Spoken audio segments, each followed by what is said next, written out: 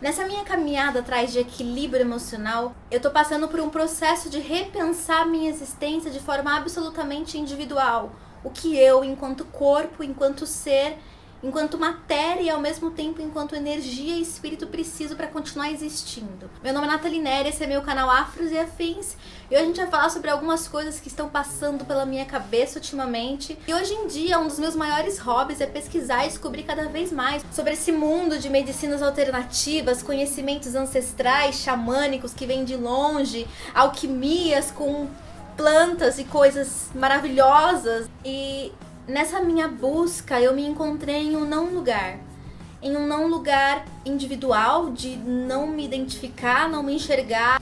E em um não lugar dos meus. Em um lugar não vivido por aqueles como eu, pela população negra.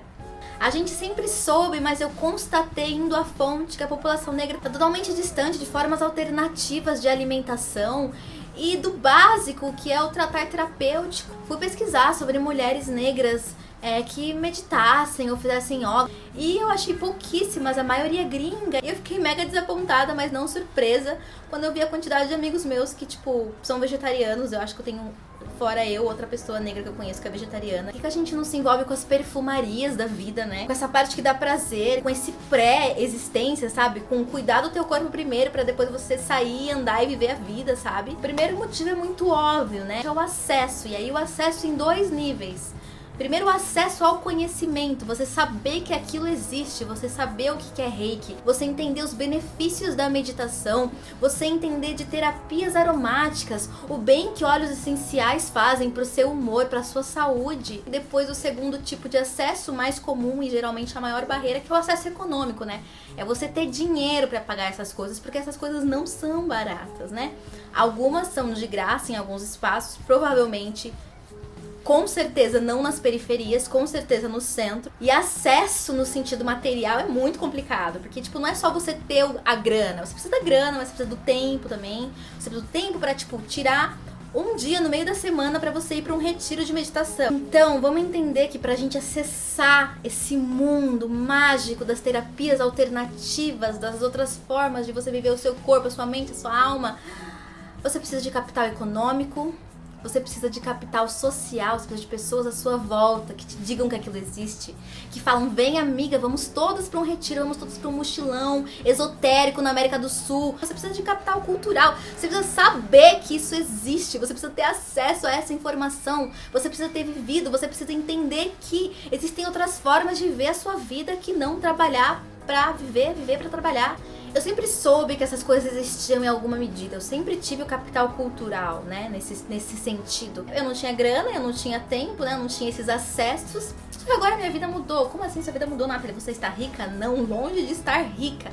Mas agora, R$2,50 não é a diferença entre o meu almoço e a minha janta, como era no começo da minha universidade. Além disso, hoje eu tenho tempo, né? Eu falava, isso não é pra mim. E por que não é pra mim? Por que eu acho que não é pra mim? Porque a maioria de nós acha, quando sabe que isso existe e quando tem acesso em alguma medida, por que a gente ainda continua achando que isso não é pra gente? Existem 3 fatores que eu enxerguei como os principais. O primeiro lugar, e o mais básico, é não me reconhecer naquele lugar e achar que ele não é pra mim. E aí tem o rolê todo de você ocupar, vamos ocupar, mesmo quando a gente se sentir desconfortável, vamos entrar e ocupar. Mas até você virar a chave do preciso ocupar e do, mano, que droga, não tem ninguém igual a mim aqui, é um rolê, sabe? É um rolê que não é automático. O segundo fator foi achar que eu não precisava daquilo, por negar o desequilíbrio, né? Como assim? Eu desequilibrada? Eu não tô desequilibrada, querida, tô ótima. Não preciso disso, né? O estereótipo da negra forte. Mulher negra é forte, mulher negra aguenta. Isso aí é coisa de quem não tem problema na vida, entendeu? A nossa terapia é o racismo. Nossa terapia é lutar todos os dias, é sobreviver. Essa é a nossa terapia. Era como eu falava.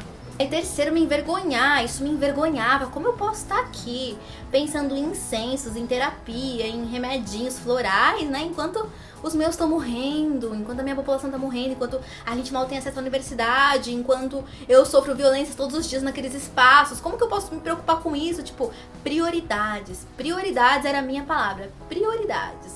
Eu tive que chegar, gente, praticamente ao fundo do poço da minha sanidade mental, como eu já disse pra vocês no vídeo sobre saúde mental, que eu não vou ficar falando aqui, pra entender que, Nathalie, você vai precisar dar conta de fazer alguma coisa, porque a forma como você está encarando a sua vida e a sua existência dentro do seu corpo não tá dando certo.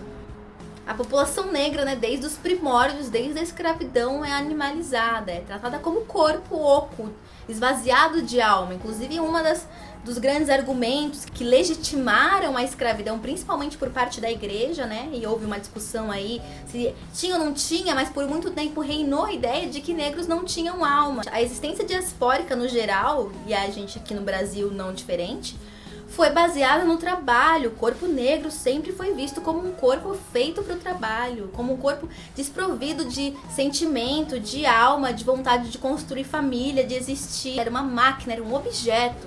Por isso hoje mulheres negras, homens negros são tão objetificados. Um exemplo muito claro de como negros diaspóricos, ou seja, pessoas negras que vêm da diáspora africana para o Brasil, para a América do Norte, mas no caso do Brasil, um exemplo claro é como esses negros tiveram sua espiritualidade negada aqui no Brasil, principalmente. Negros de diversas partes do continente africano não puderam desenvolver aqui as suas crenças religiosas. Todo aquele processo de fazer assimilação do panteão de orixás com os santos católicos, né? Dizer que eu estou rezando para um santo católico, mas na verdade esse santo católico corresponde a um orixá e é dessa forma torcida que eu vou me ligar ao meu orixá e conseguir desenvolver a minha espiritualidade de forma mascarada e escondida. Tanto é que essa resistência, essas formas alternativas de desenvolver a religiosidade trouxe o candomblé, por exemplo, como uma das mais fortes manifestações de religiosidade de matriz africana. E a Umbanda também, nesse processo de sincretismo religioso, diretamente ligado ao kardecismo, né, nesse processo de embranquecimento dessas religiosidades negras. Hoje, muitos de nossos avós, pais, estão, por exemplo, nas igrejas evangélicas.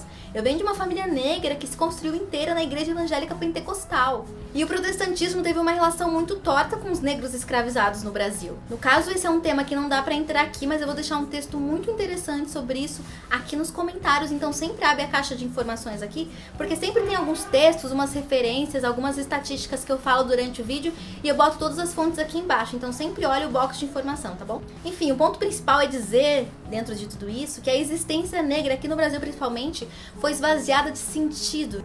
E dentro disso, pra gente entender esse não lugar dentro dessas medicinas alternativas, desses cuidados com a mente, com a alma, com a energia, com o corpo, né? Vale entender o nosso cuidado com a saúde. Eu tô falando atualmente, né? Hoje em dia, por exemplo, a população negra no Brasil é a maior em situação de insegurança alimentar, ou seja, que não tem acesso à comida. E também de insegurança nutricional, ou seja, quando tem acesso à comida, não é comida de qualidade. Algumas pesquisas apontam, e eu vou deixá-las aqui no box de informações, que a população negra tem muito mais problemas de saúde ligados à má alimentação do que a população branca no Brasil. Quando a população negra não está lidando com desnutrição, resultado principalmente de situação de insegurança alimentar, está lidando com os maus da insegurança nutricional, ou seja, comida de baixa qualidade, anemia, pressão alta e diabetes. A população negra tem mais incidência disso do que a população branca. A gente nem precisa ir para as estatísticas, gente. É só você olhar aí na sua quebrada, na sua periferia, no seu bairro afastado do centro, chame como você quiser chamar,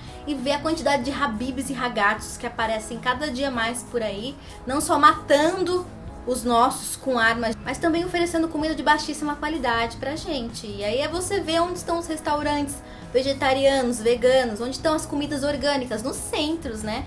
Que é consumida por aquela mínima parcela da sociedade. Claro que a resolução desses problemas da população negra diretamente ligados à saúde e alimentação, não resolve só comendo coisa boa, né? Aí a gente tá falando de saúde pública da população negra, a gente tá falando de racismo institucional, de coisas que são um pouco mais amplas e que a gente não vai conseguir esmiuçar no vídeo de hoje.